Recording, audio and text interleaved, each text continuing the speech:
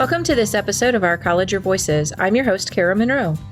As you might recall, in episode 120 last fall, we talked about systems office finance and the state of the college's finances.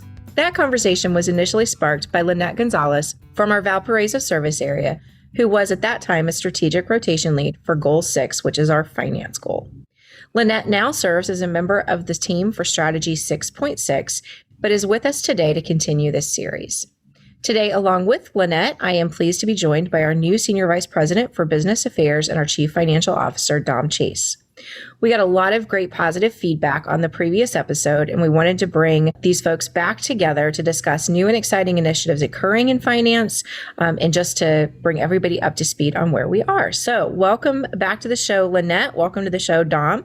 Thanks for joining us today. I'd love to hear a little bit more from each of you. So Dom, welcome. Good afternoon. Thanks for having me. Glad to. And how long have you been with the college now officially? 3 years next month. Excellent. And you've been in your new role just a little over a month at this point. Is that right? Almost 2 months, if you can believe it. Almost 2 months. Okay. Very good. Time flies when you're having a good time, huh? It does. And Lanette, welcome back.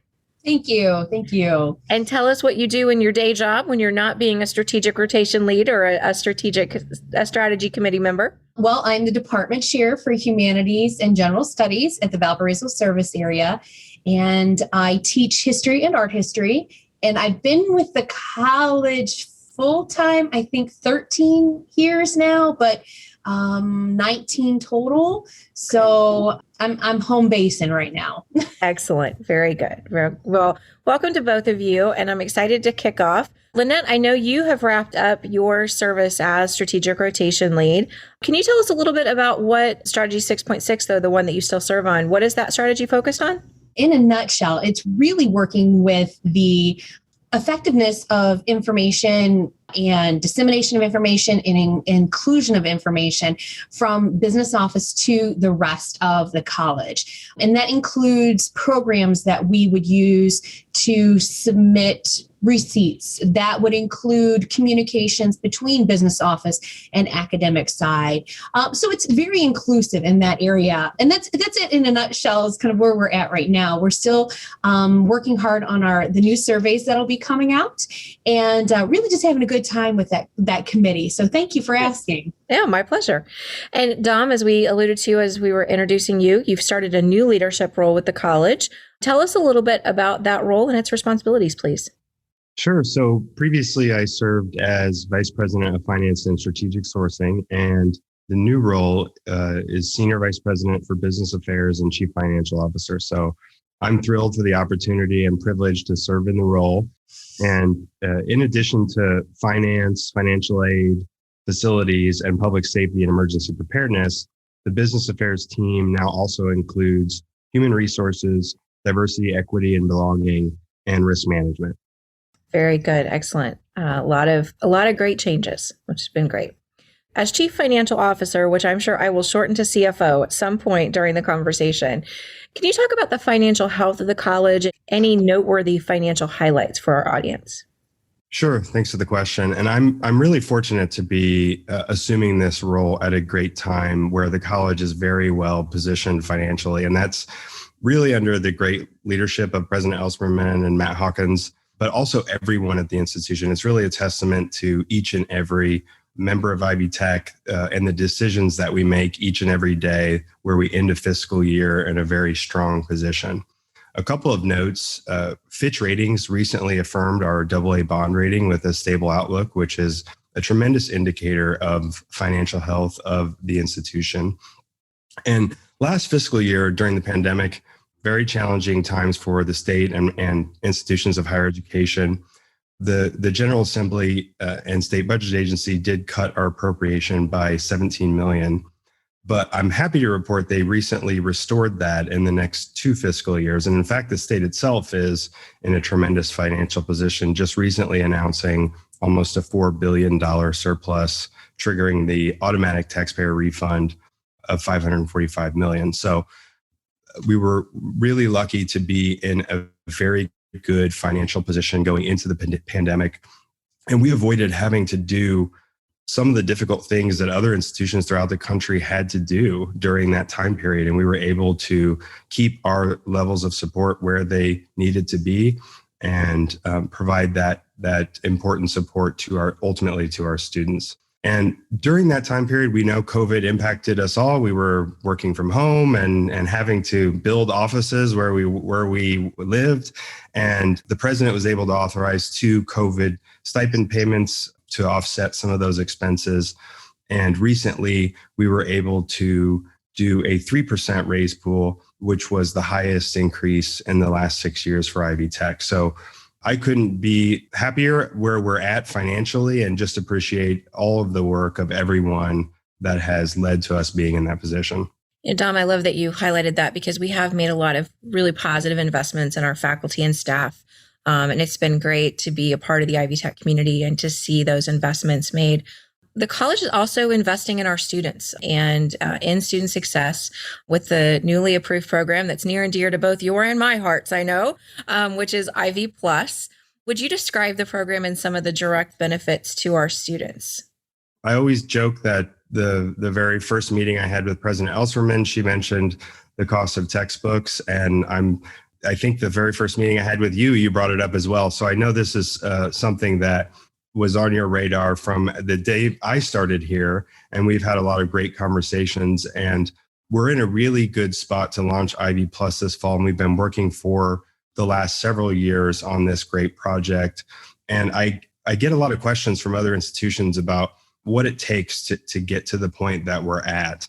And I always start with, you have to have a strong partnership between academics and finance. If you don't, then it won't work. It won't be successful.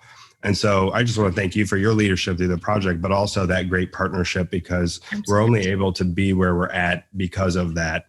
And I'll talk a little bit about what Ivy Plus is. It's really 3 components. And the first one relates to the last question about our fiscal condition, but we are actually able to freeze tuition for the next 2 years. The per credit hour price remains at $149.55, the lowest in Indiana. And that is ever more important now for students out there that are struggling due to the ramifications of the pandemic.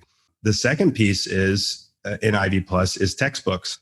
And this means that all required textbooks are provided at one affordable price. And for us, we were able to leverage purchasing power, becoming bulk purchasers on behalf of students to really negotiate the best possible pricing without interfering in any way with academic freedom.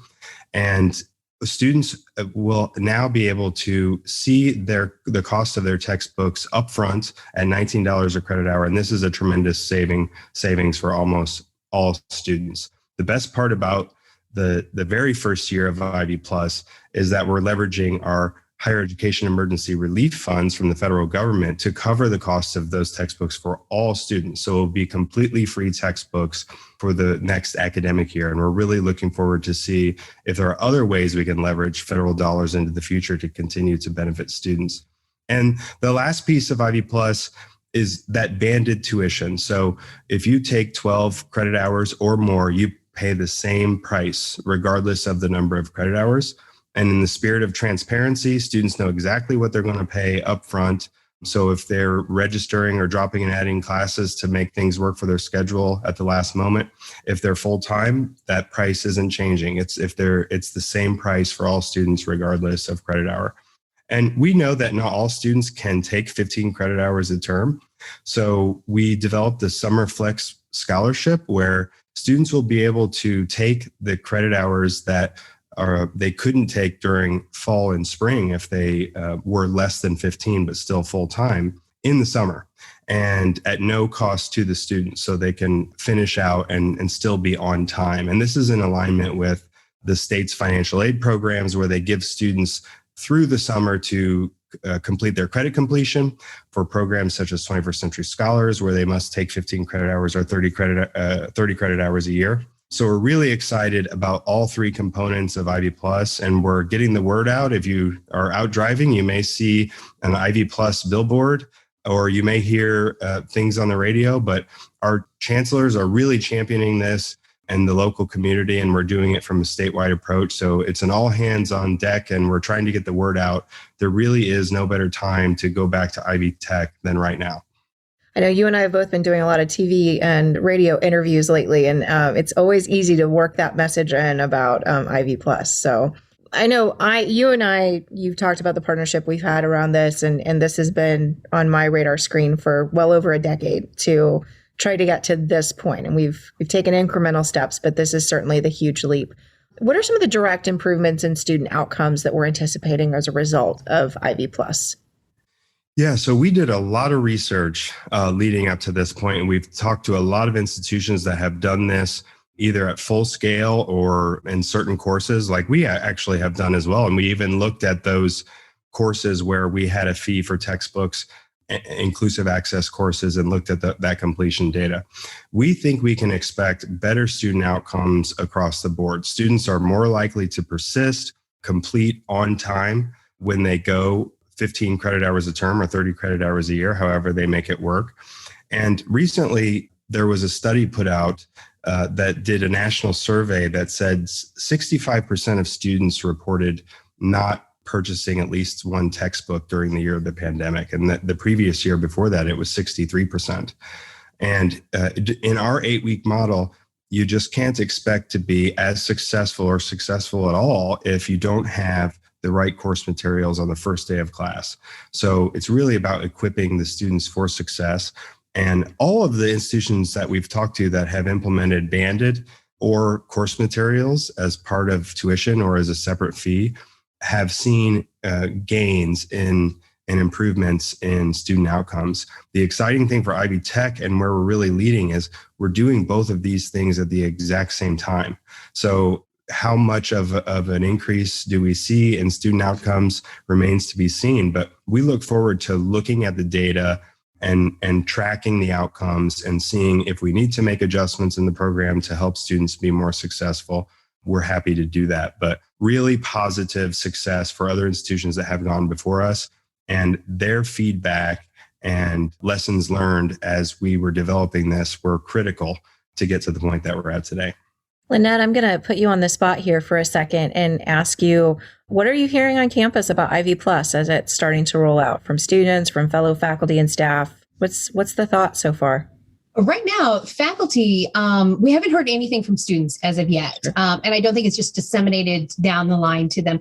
But faculty are very curious about it. And when many of us saw for the first time that our students are going to have, controlled pricing on their textbooks, and in this first run, they'll actually be without fee. Many of us just immediately bolted to the bookstore and said, hey, add these books to these classes, because we've been so hesitant to do this in the past. They're so expensive. And this just opened up a whole new realm of wonderful for many of us to be able to add these books back in. So this has been the best for faculty. We love it. Good. Well, I know Dom and I want to emphasize that over time, we've got to make sure we manage those costs. So still need to use lots of open educational resources, lots of textbook optional kinds of things and those sorts, but glad that it has worked out that way. And I think we'll see really good opportunities with our students too, as they realize that they don't have to pay additional fees for books. So Dom, I know you mentioned that we're able to pay for the first year of the textbooks through the HERF, the Federal Higher Education Emergency Relief Funds. I know that we've received funds through that program that we're using for additional things. Can you provide an overview of this and how the college is investing back into our students' campuses and infrastructure with those HERF dollars? Through HERF, Higher Education Emergency Relief Funds, Ivy Tech received about $276 million, and that was through 3 stimulus acts that Congress passed. Half of those dollars are going out directly to students for emergency grants, and we're continuing to award those for the next fall, spring, and summer terms as well. And the other half is for the institution to use to offset incremental expenses caused by COVID-19. Where Ivy Tech is really unique and showing great leadership is that we really wanted to double down on student success with the institution portion. And that's why we've been looking at ways we can even invest more in our students through course materials, through the laptop loaner program, through providing Wi-Fi, things of that nature that help students be successful and access the technology that they need due to the new realities that we experienced in terms of virtual. So we had expenses just like everyone else in terms of personal protective equipment. So think masks and gloves, and many of our medical programs had to have increased PPE, and we were able to help provide those to those courses and students without increasing student fees at all. And we've had quite a bit of software needs, as you can imagine, through things like expansion of Zoom. We're meeting a lot more on Zoom and DocuSign and Canvas. We've made some upgrades there so that faculty can more easily interact with students virtually. And those are some of the things that we've already done to help adapt to the pandemic. Some of the other ways we're using these funds is for longer term investment that better helps us do instruction virtually. And that's part of the law. And so when we talk about our new enterprise resource planning system, we're moving to Workday from Banner, and that's going to take quite a bit of investment. And we're leveraging these funds to help with those costs as well. So our primary focus is to use those institution dollars on students wherever possible. We're right now talking to our federal program officer about whether or not we can continue to use these dollars for another academic year. And we're also investing in that technology and software longer term. One other use is that campuses are converting their classrooms to learn anywhere. So we've used those dollars for that furniture and that technology as well. So if anyone is interested, we do have a data dashboard on our website that you can go to anytime. It's real-time data, and you can see exactly what Ivy Tech is spending HERF dollars on. And this has been really well received by policy and lawmakers in the state of Indiana, as well as the federal government. Outstanding. And I will include a link to that in the show notes so that folks can see it. I know it's been a very useful tool. So it's great to have innovative partners in our finance and business affairs area. Is there anything else that you want to share with us, or anything else that is on the horizon that you're really excited about?